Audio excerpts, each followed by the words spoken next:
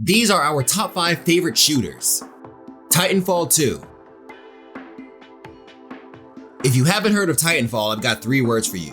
Giant freaking robots. Made by the same guys who brought you Apex Legends, Titanfall 2 is probably the funnest shooter I've ever played. The mobility you have in this game is just phenomenal. You can sprint, slide, run on walls, jump up extreme heights. You're basically a ninja. And this makes Titanfall 2 an extremely fast-paced game where your agility is just as important as your speed. Then on top of these superhumans, you also have Titans, giant mechs that you can call on to aid you in battle. The addition of Titans adds a whole new layer to the gameplay. There are different Titans so you can pick which one matches your playstyle, and you can customize your Titan so you can bust out flexing on your enemies. And yeah, I get it, this game came out a while ago, but there are very few shooters out there today that reach this level of just pure fun when it comes to gameplay.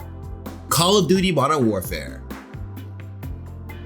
It's the game that honestly surprised me. When Modern Warfare first came out, I originally thought it was just gonna be okay, but it has surely exceeded my expectations. I mean, the campaign was pretty freaking good. It had some insane moments that you wouldn't expect to see in a video game, but what's a Call of Duty game without those? And the multiplayer is mad fun, people. There are a bunch of modes and maps, so you have a bunch of different things to try. Like Warzone is awesome. It single-handedly made me fall into the hype of all this battle royale stuff. Seriously, grab some friends and hop on Warzone. You'll have a great time. Star Wars Battlefront 2. What? Battlefront 2? Wasn't the game that was trying to take everyone's money? Yes, I know, Battlefront 2 used to be a scheme. However, now it is so much better. As most people may know, Battlefront 2 wasn't really bad because of its gameplay. It was actually pretty fun. The problem came from the loot box progression system that made the grind a hassle. Now the game's progression system is level-based and allows you to select your upgrades. Emphasis on select. Loot boxes are only for cosmetic content now, so they kinda listen to the people about that. On top of that, there is so much content in the game now, and it is currently much cheaper than it used to be. So if you like shooters and Star Wars, trust me when I say that Battlefront 2 is worth it now. It sucked, I know, but it's okay, they listened. Battlefield 4. From the same people who brought you Battlefront 2, we have this much older game. Though its graphics are not much compared to the pristine graphics of the current Battlefield games, it is still a really fun game to play, and is surprisingly still active.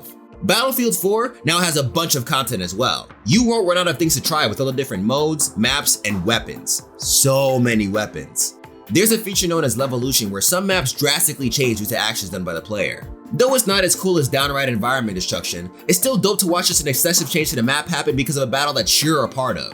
It really throws you into the war. So if you're just a shooter fan or a Battlefield fan looking for a small nudge of nostalgia, why not go back to Battlefield 4? Doom Eternal.